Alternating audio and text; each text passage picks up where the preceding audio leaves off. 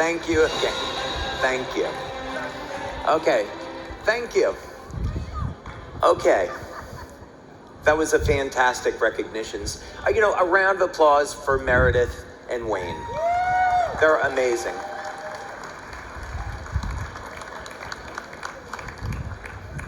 I want to take a moment to talk to you all about the future. And I know that most direct selling companies, when they're thinking about the future, it's about a year or so. Maybe they're planning new incentive trips or a change in the comp plan, a new nutritional supplement, whatever it's going to be. But I'd like us to think about this a little bit differently. Let's look at where do we want to be in the next 10 years or 20 years from now?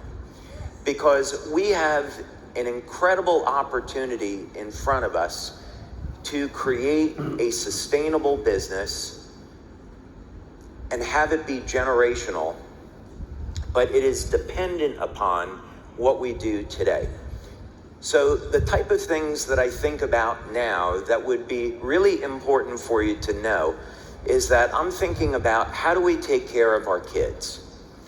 They're being faced with challenges that we never had to face. AI is going to change our planet in hopefully some good ways, but also in some very dramatic ways.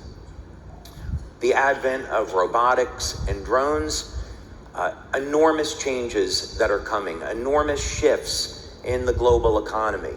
We need to be thinking about these things now, and preferably even years ago, so we can plan for this and adjust, so we can give our kids a sustainable future. So that's what I see with Lifewave, that we have an opportunity today to create systems so Lifewave is healthy, strong, and thriving, not only for the next few years, but 20 years into the future.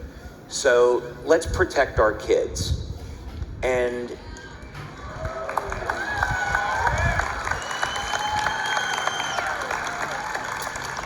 so how do we want to do that? Well, there's two technologies that we've developed in our labs that I want to share with you now, and it's part of that future. So 2 years ago, we presented, for those of you that were at that conference, we presented you all with a very simple idea. This is Thomas Burke, by the way, our Lifewave ambassador to the Red Cross, who's on the far right. And since 2005, we have been involved in philanthropic efforts. So it's based on this philosophy that when you have a company that's successful, let's go ahead and give back and let's help those people in need. But one of the things I've always been frustrated with is that it always takes such a long time from the point of when something actually happens to where we make a donation to where that money gets to buying food, water, medical supplies, and actually getting to people in need. So what if we had the technology where we could be the ones responding immediately and helping those people in need?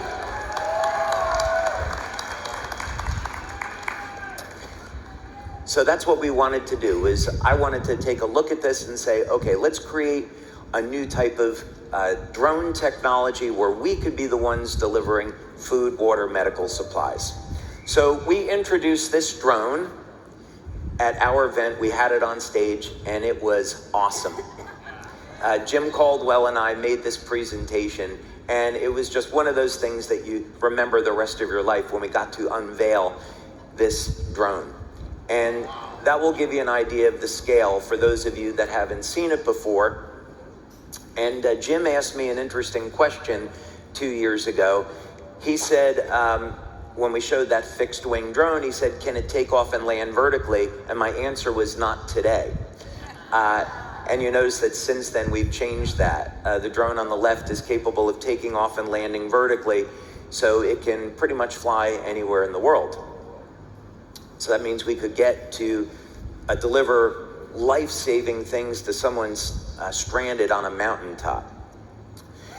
And this drone, as you can see, is no toy. It has a 15-foot wingspan and about 150 pounds or more of payload capacity.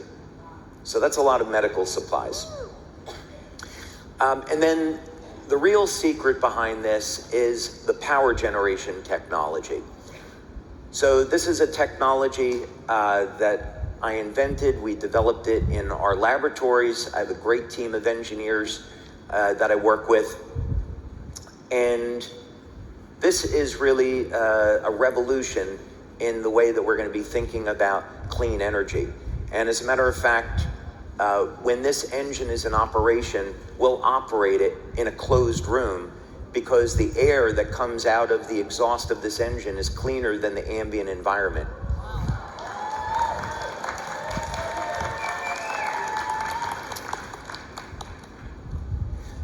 The other thing about this is that we are going to break a world record in drone flight, and to put this in comparison, big companies like General Atomics that have military drones, they're capable of flying 30 hours. Ours will greatly exceed 30 hours of flight time. What that means is for this drone, we could fly it from our office in Orlando to our office in Galway, Ireland.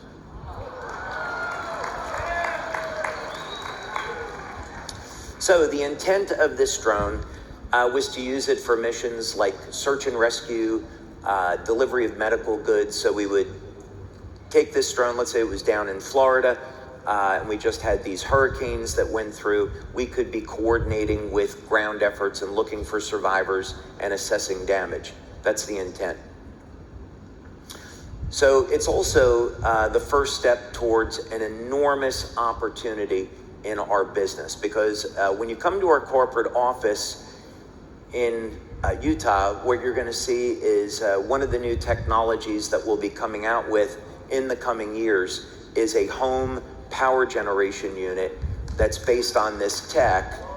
So you can have energy independence, you can generate clean energy, power your home, charge your electric car if that's the direction you want to go in, and make a lot of money in the process. So in the future, a Lifewave opportunity is every time someone is using clean electricity, you're making money off of that.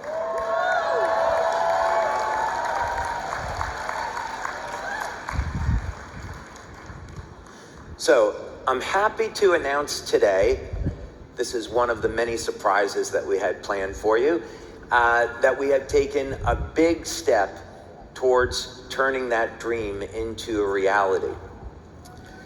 And I call this new technology Thunderstrike.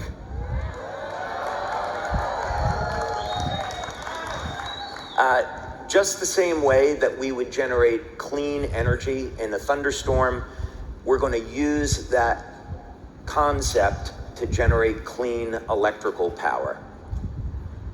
And we do it safely.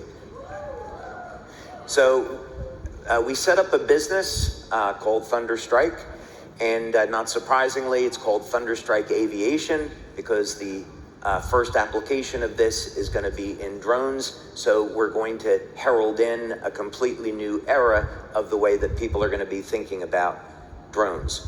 The current state that we're at now is we have achieved regulatory approval where we can now be doing our flight testing.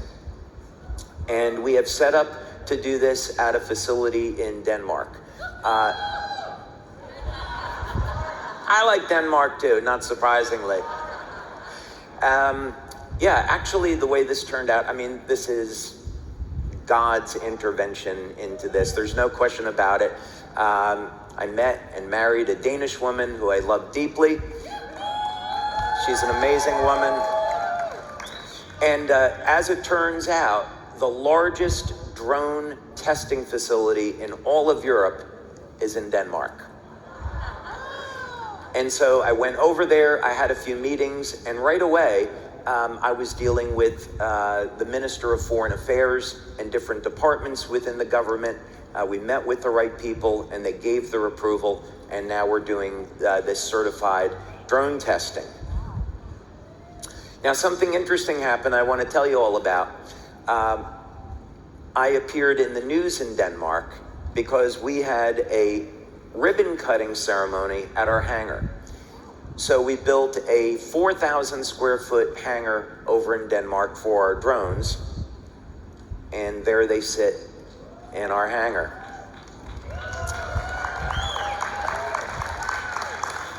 And so we had this beautiful ribbon cutting ceremony. We had representatives from the Danish government there. We had the Minister of Foreign Affairs. We had the mayor of Odense, which is the town where this is at. It's at Hans Christian Andersen Airport. And we had all of these reporters there.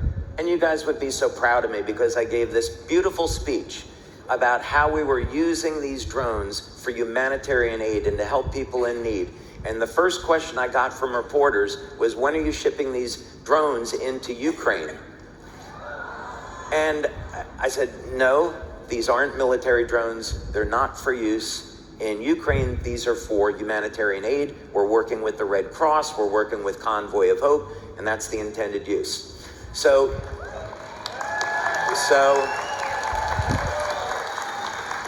that night on the news, my wife Christina and I were watching the news. It's like, oh, so exciting. They're going to be putting me on the news here in Denmark. Let's watch it. And then the title was, New American Company Sets Up Drone Business in Denmark to Manufacture Drones for the Ukraine. I was like, fake news. Fake news. Yeah, so. But one of the reasons why we set up there is that at the airport, people over there are incredible. We've had so many people come in wanting to be a part of this. We have a 6,000 foot runway. Of course, with our VTOL, we don't need that. Our fixed wing drone takes off and lands in about 350 feet or so, but we've got 18,000 square kilometers of flight space. So this is really the ideal space for testing out this new technology. So I think in closing, what I would want to tell you about that is, is that in the last 2 years, we started this project 3.5 years ago, and we went just from a very, very simple, basic idea of wanting to have a drone project to where we've created this revolutionary power generation tech. And now we're in the position of getting it certified to where we can actually go out and use this drone for what it was intended to be used for. And I want you to think about the day that comes where there are these natural disasters like hurricanes, and we're working with groups and our drones are flying in with the Lifewave name on it.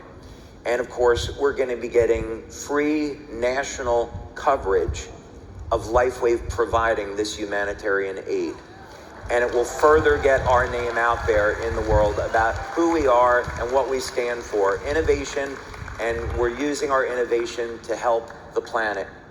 So there's so much more to come on this project, and I'm glad that I got to share this a little bit with you today, but I can tell you there is a lot more coming, and look forward to giving you another update on the drone project next year. So thank you very much. Thank you, everybody.